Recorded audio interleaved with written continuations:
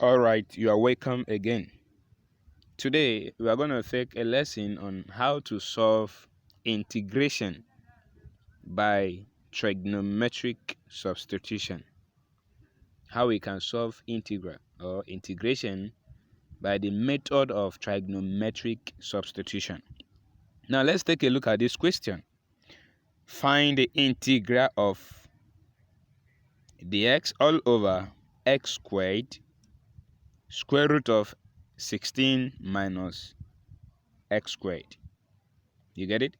Now, when you take a look at this question, the first thing you have to do wherever or whenever you see any question is to study the nature of the question. Integration is very wide. You get it? Now, for us to solve any question pertaining to integration, we must first of all study the nature of this question to know what method to use. You get it? In order to get the right answer. We have several methods of solving integration.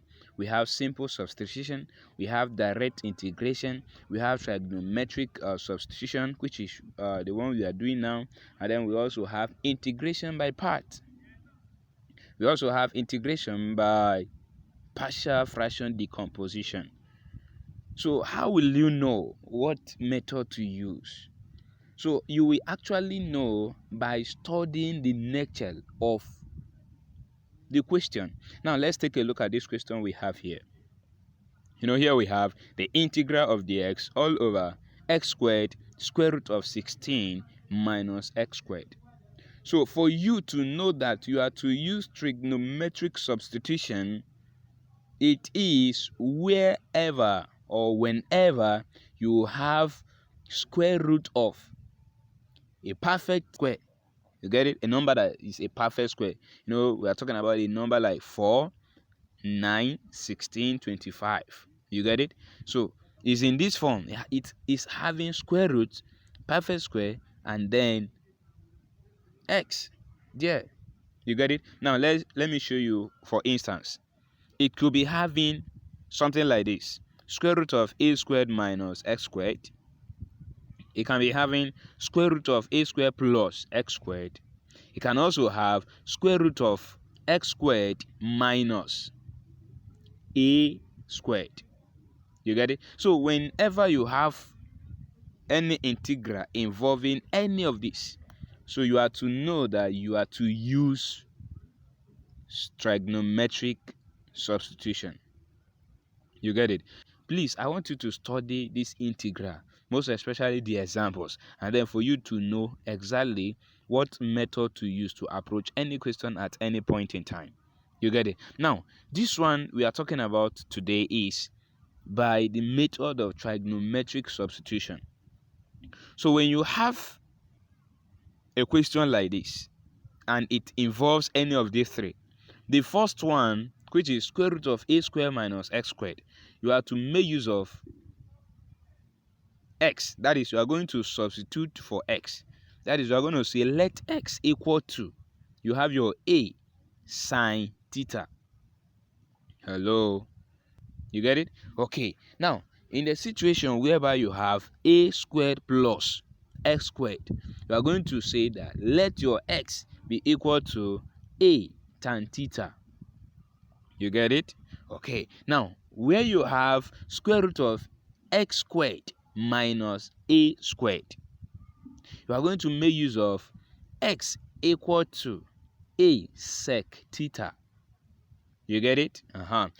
Pay attention to this lesson.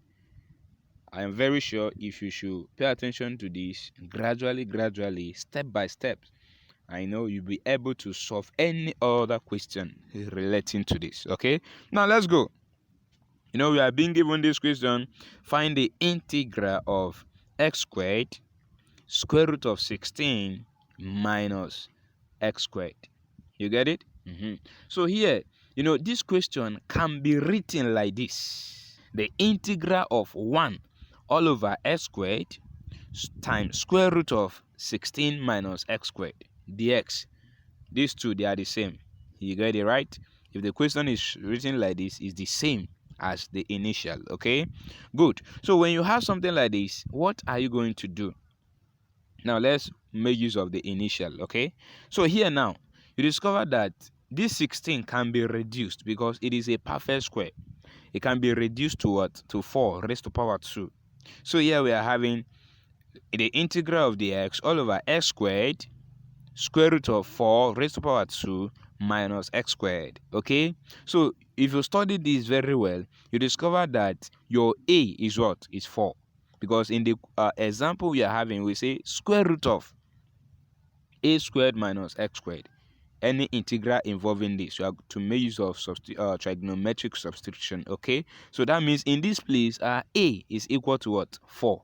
Okay, now let's go. We're going to say let x equal to 4 sine theta. Hello, so we are going to say let x equal to 4 sine theta, because in the initial we say if it is having a squared minus x squared, we are going to say let x equal to a sine theta. But in this case now, our a is 4, so we're going to say let x equal to 4 sine theta. You get it, right? Okay, now let's go. So that means we are going to have dx all over, in place of this x, but we are having x squared, right? We're going to replace it with 4 sine theta, but because it's squared, now we're going to take in bracket squared. Now, and then also square root of 4 squared minus, also we have x squared. In place of x, we replace it with 4 sine theta, because it is squared, we bracket it and put what? Squared. Okay, good. From here now, you discover that the function we are having have changed from x to what? To theta. That means we are not going to make use of dx. Automatically is going to change. You get it? So we have the function initially x, that's why we integrate with respect to x. But now the function have changed from x to theta. So that means we are not going to integrate with respect to x, but with respect to theta. But what is the value for theta? Now let's go back to this place to say let x equal to 4 sine theta. So we're going to differentiate this function. We are having a function x equal to what? 4 sine theta. So we differentiate this x with respect to theta. That means we're going to have the x all over the theta is equal to, so when we differentiate, we are going to have 4 cos theta. Hello. So when we differentiate, we're going to have the x all over the theta is equal to 4 cos theta. So we cross multiply to make the x the subject. So when we make the x the subject, we're going to say that the x is equal to 4 cos theta dt. So in this function now, we have changed some values x to another values, another function theta. Okay, so the x also is going to be changed. So in place of the x, we're going to replace it with what? 4 cos theta d theta.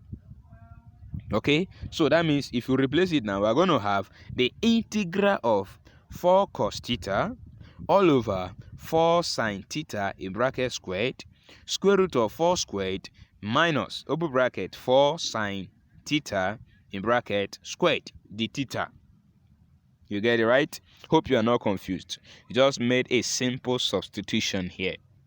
We substitute for x, and then we substitute for dx. How do we substitute for dx? The function we have x, we differentiated it with respect to theta, and then we cross multiply to obtain the value of the x. So after obtaining the value for the x, we substituted for it. Okay, now let's go. So here we have the integral of 4 cos theta all over 4 sine theta in bracket squared, square root of 4 squared minus open bracket 4 sine theta all squared d theta. Okay, now in our denominator, inside this square root, we can open the bracket. Okay, even starting from the first term in the denominator, we can open the bracket, right? So we have 4 sine theta squared. If you open the bracket, this theta, this squared is going to be distributed to all the terms inside. That means we're going to have 16 sine squared theta. That is when we open the bracket. in our denominator, where we have 4 sine theta squared. When we open this bracket, it's going to give us 16 sine squared theta. Because when we say 4 squared, it's going to give you what? 16. And then sine theta squared is going to give you sine squared theta. Okay? Now let's go. The values in the square root. 4 squared is the same thing as saying 16, right? Now, minus. We also do same here. We open the bracket, okay? That means this squared is going to be distributed to everything in the bracket. Hereby, we're going to have 16 sine squared theta. Okay, so here we are having the integral of 4 cos theta all over 16 sine theta square root of 16 minus 16 sine squared theta all the theta. Okay, yes. Now let's pay attention to this. Still in our denominator, we are having square root of 16 minus 16 sine squared theta. Okay, so we can factor out 16. So when we factor out 16 here, we're going to have 16 open bracket 1 minus sine squared theta. I'm talking about the square root now, the terms under the square root. Okay, so when we factor out 16, we're going to have 16 open bracket 1 minus sine squared theta. Okay, so when you use this 16 to open the bracket, you're not going to have the same value as the above. We're going to have 16 minus 16 sine squared theta. Okay, good. Now let's go. Here, still in this denominator, we can write it this way.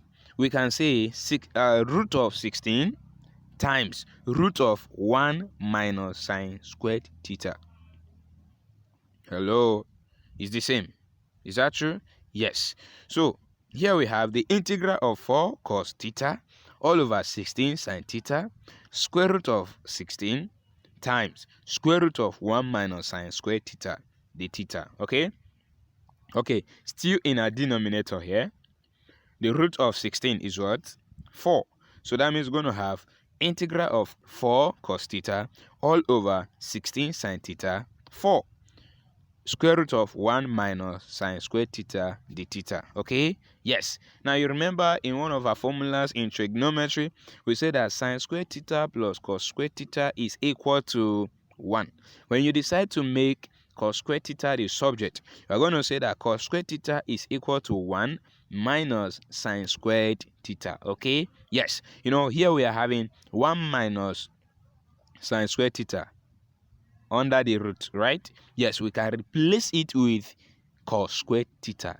So in place of this 1 minus sine squared theta, we can write cos squared theta. Okay, so that means we are going to have integral of 4 cos theta all over 16 sine theta 4 square root of cos theta d theta.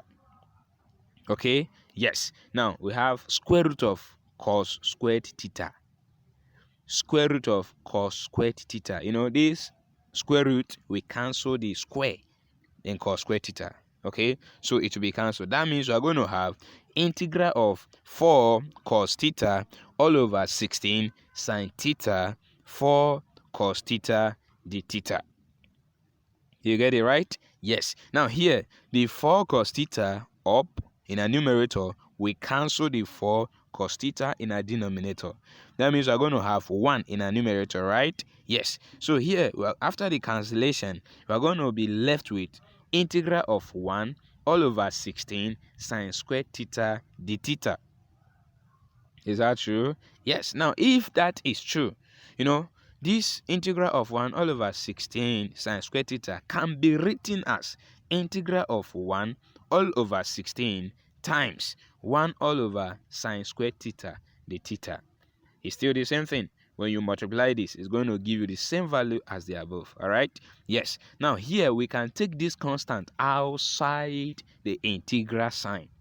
So if you take it outside, you're going to have 1 all over 16, the integral of 1 all over sine squared theta d theta.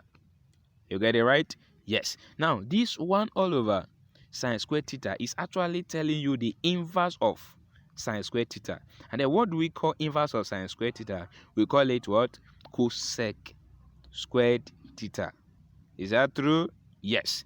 We said that the inverse of sine squared theta is going to give us cosec squared theta. You get it? So that means we're going to have 1 all over 16 integral of cosec squared theta, the theta. So here now we're going to integrate. So if we integrate cosec squared theta, it's going to give us cot theta plus c. So here we have 1 all over 16 cot theta plus c. But you know that cot theta is the same as saying cos theta all over sine theta. Is that true? Yes, that means we're going to have 1 all over 16 open bracket cos theta all over sine theta close the bracket plus c. Now, you know we substituted, right? In the beginning we substituted. Now we want to replace it back. You know, from where we substituted, from the starting point of our substitution, we said let x equal to 4 sine theta. Is that true? Yes. Now here we can make sine theta the subject for us to find a value for sine theta. So here we have x is equal to 4 sine theta. We can divide both sides by 4 so that sine theta will stand alone, right? Yes, if we divide both sides, we're going to have sine theta equal to x all over 4. Is that true? Yes. So sine theta is giving us x all over 4. Now, how can we get cos theta? Then you remember that this sine theta can be squared. So if you square it, we're going to have sine squared theta equal to x squared all over, when you say 4 squared, it's going to give you 16. So sine squared theta is equal to x squared all over 16, right? Yes. And then you remember our formula that cos squared theta is equal to 1 minus sine squared theta, right? Yes. So here now, you already know our sine squared theta. So we can say that cos squared theta is equal to 1 minus x squared all over 16. So we take the LCM. LCM is 16. So we'll say 1 all over 1. You get it, right? So minus x squared all over 16. So as the LCM is 16, so we're going to say 16 divided by 1 is 16. So 16 times 1 is 16 minus 16 divided by 16 is 1. 1 times x squared is x squared. So we have cos squared theta is equal to 16 minus x squared all over 16. You get it, right? Yes. But you know that, or you discover that what we need is cos theta, not cos squared theta. So we can take the square root of both sides. So if we take the square root of both sides, we're going to say that cos theta is equal to square root of 16 minus x squared all over 16. Is that true? Yes. If we take the square of both sides, we're going to say that cos theta is equal to square root of 16 minus x squared all over 16. So if you distribute this square root to the terms inside, you are going to say that cos theta is equal to the square root of 16 minus x squared all over square root of 16. You get it? Yes. Now the square root of 16 is 4. That means we're going to have cos theta is equal to square root of 16 minus x squared all over 4. Is that true? Yes. That means here we have found the value for sine theta and we have found the value for cos theta, right? Yes. And then you know that we've solved and we say that our integral is 1 all over 16 open bracket cos theta all over sine theta close bracket plus c. So if we substitute for the value of cos theta and sine theta, we are going to say that we have 1 all over 16 open bracket, the value for cos theta is square root of 16 minus x squared all over 4 all over, you know, sine theta. Now what is the value for sine theta? We say x all over 4. You get it? Close bracket plus c. And then, you know, it's still the same as saying 1 all over 16 open bracket square root of 16 minus x squared all over 4 divided by x all over 4. Is that true? Yes. Now let's go. You know, we have division here. We can change it to multiplication and then we invert. Okay. So we're going to have 1 all over 16 open bracket square root of 16 minus x squared all over 4 times the numerator will be denominator and the denominator will going to be numerator. So we're going to have 4 all over x. Okay, so here now x 4 we so here now 4 we cancel 4. Okay, so after this cancellation we are going to be left with 1 all over 16 open bracket square root of 16 minus x squared all over x close bracket plus c. Hello, so we can simply say that we have 1 all over 16 open bracket square root of 16 minus x squared all over x plus c is our result. So therefore the final answer after our integration, so we can say that the integral of dx all over x squared square root of 16 minus x squared is equal to 1 all over 16 open bracket square root of 16 minus x squared all over x plus c. You get it right? Yes, you see finally the integral is giving us 1 all over 16 open bracket square root of 16 minus x squared all over x plus c. All right? Yes, thank you very much. Please, I want you to practice constantly. All right, study them more and more. Please watch other materials we are having. You can go to the playlist and then access other materials, other YouTube videos we have. Okay, so we have created no less than 200 videos on math 111 and 112. Please make use of the available materials that we have, most especially here on our YouTube channel. All right, thank you very much. See you next time.